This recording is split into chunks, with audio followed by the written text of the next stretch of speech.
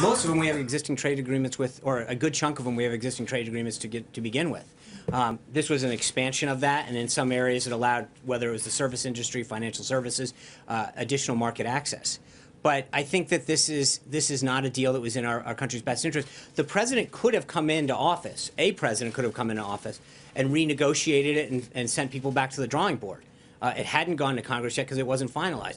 I think this president pulling out of the agreement is not just about this one agreement, but I think it's symbolic, both here in America and around the world, of a new era of trade policy, one that's going to put American workers first and foremost, and one that assures the rest of the world that the way that we negotiate bilateral agreements is going to ensure that we get something out of these deals. As I mentioned to John a minute ago, I mean, the problem with multilateral agreements is that often it becomes the lowest common denominator on so many things. And for the U.S., which already has low tariffs and other service industry benefits for countries, we've got to be able to make sure we're going out and fighting for the American worker. Jennifer. If you're not going to renegotiate, to be clear, we pulled out of TPP. No, but of all the existing I'm not going to. We'll have further updates on trade issues later this week. Jennifer. Does the administration feel like you still need an executive order to remove yourself from NAFTA, or what's the legal? That's a great question. I believe there's an action that has to be taken under the provision of NAFTA where you send notice to the other countries, the other two countries.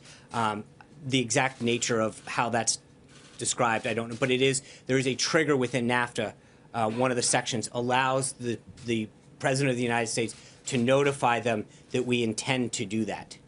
They're allowed, or hold on, Jennifer. Will there still be a North American trade bloc or something different, or what's? Well, again, I think part of it is that he's already spoken to both the President of Mexico and Prime Minister of Canada about his desire to renegotiate. And I think as he meets with both of these individuals over the next 30 days or so, that's going to be a topic. Now, if they come in and express a willingness to do that, you could negotiate it within the current parameters and update it through the existing structure. If they don't, and he decides to pull out, then we would have to go back to the drawing table in the future. Hey there, thanks for checking out CNBC on YouTube. Be sure to subscribe to stay up to date on all of the day's biggest stories. You can also click on any of the videos around me to watch the latest from CNBC. Thanks for watching.